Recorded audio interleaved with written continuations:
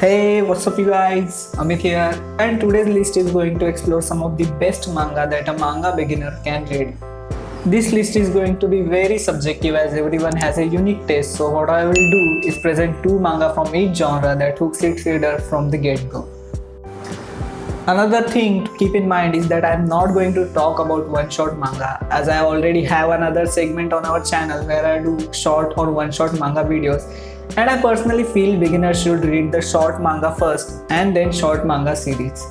But here goes nothing. तो चलिए बिना कोई वक्त गवाए इस लिस्ट को शुरू करते हैं। सो फर्स्ट जॉनर होने वाला है हॉरर, और हॉरर में you can read Ajin demi human. The world of Ajin is much like our own world, but except for one thing, Ajins. Ajins are individuals who cannot be killed. They have a high power of regeneration and have a personal humanoid shadow pet at their helm which can cause chaos at command. Due to their unique bodies, scientists and world governments capture and experiment on these Ajins. Our protagonist, as usual, a teenager, is an Ajin and is hunted by Ajin terrorists and the government alike. Now he has to take down the terrorist and learn more about this Ajin phenomenon while constantly being on the run. Ajin is a good start for anyone who wants to read an action-packed horror manga.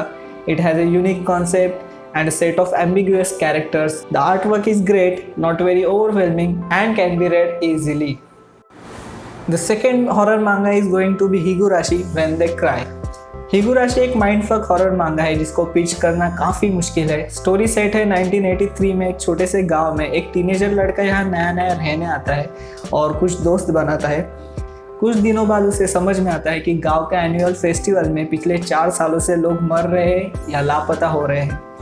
गाँव शापित है और अभी इसके पीछे की पूरी story मांगा में अनफोल्ड होती है और इस कर्स को हमारे कैरेक्टर्स को लिफ्ट करना होता है। This is the scariest manga I have ever read. The mystery keeps the reader coming back, an apt read for a beginner. The next genre is going to be action. The first one in action is My Hero Academia. My Hero Academia does not need any explanation at this point. It is an ongoing manga and it has everything that people love about manga art or story. It also has a quite famous anime adaptation. A story about young kids with unique quirks trying to save the world while learning more about being a hero and a grown-up. The theme of doing greater good at the cost of everything is what gets me here. All Might and the other great characters inspire the manga readers to do the most good that they can. Do give My Hero Academia a try. Next action manga is One Punch Man.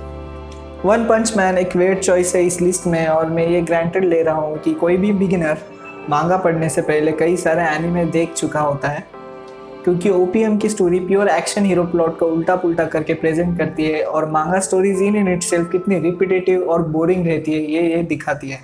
OPM के characters funny है और philosophically OPM काफ़ी deep है। Beginners को ऐसे मांगा पढ़ना necessary है।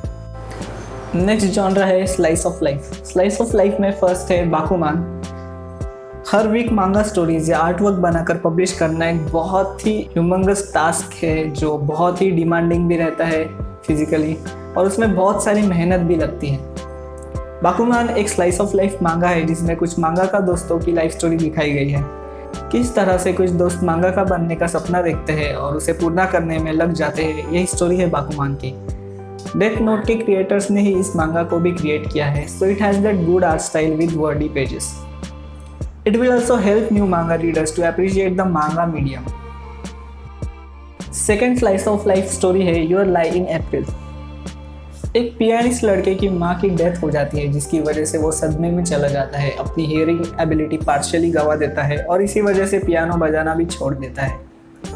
कुछ समय बाद एक एक्टिव पियानिस्ट लड़की उसके लाइफ में एंटर करती है और उसे फिर से पियानिस्ट बनाने का प्रयास करती है। Your Lie in April is a great slice of life romance manga which will make a grown man cry. Just read this if you are into romance manga. Next genre है mystery, और mystery में first मांगा है erased. Erased की story है साटोरू की. साटोरू के पास एक एबिलिटी है जिसकी वजह से वो टाइम ट्रैवल करता है और अपने चाइल्डहुड में पहुंच जाता है। उसके चाइल्डहुड फ्रेंड्स और उसकी मदर को किसी अननोन ट्रेजेडी से खतरा है और साटोरू को अभी इस ट्रेजेडी को और मिस्ट्री को सॉल्व करके सबको बचाना है। Time travel, what more I have to say? It is as good as any other time travel story which focuses more on the characters rather than the mechanics or the science behind the ability. It also has a good anime adaptation which I loved a lot. So you can either watch the anime or read the manga instead. Second mystery manga is 20th Century Boys. जैसे जैसे 20th century अपने and में आ रही है वैसे वैसे लोगों की फ्यूचर को लेकर एंजाइटी काफ़ी बढ़ रही है।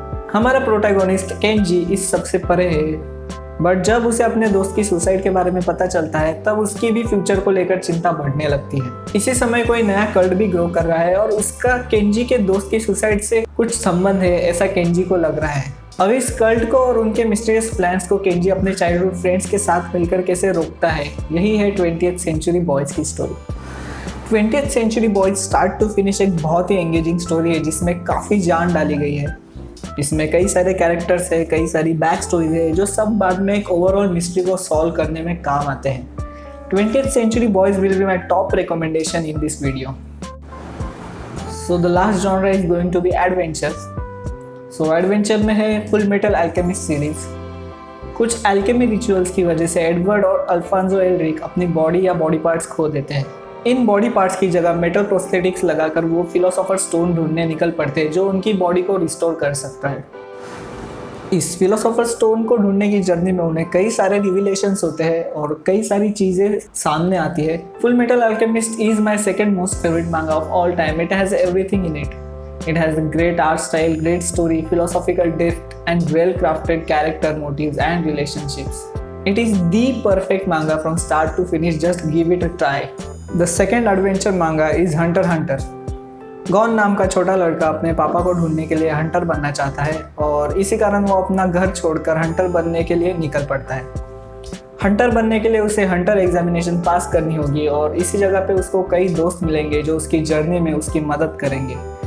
गॉन को नए नए एक्सपीरियंस लेकर दुनिया का सबसे काबिल हंटर बनना है और अपने पापा को वापस घर लेकर आना है। पर स्टोरी इतनी सिंपल नहीं है क्योंकि कई सारी कॉन्स्पिरेसीज गॉन का इंतजार कर रही है। Hunter x Hunter has its highs and lows, but anyone who wants to get into manga can start here. Manga starts off as a very light-hearted story, but as it goes on, it becomes much darker and interesting. It's a kid's story, and sometimes that's where it becomes unreadable, but the villains are interesting, and that keeps the reader engaged. So that was it for today, guys. अगर आपको मांगा में interest है तो channel को subscribe ज़रूर कीजिए। मैं रेगुलरली मांगा कंटेंट अपलोड करता रहता हूँ। आज के लिए इतना ही, धन्यवाद।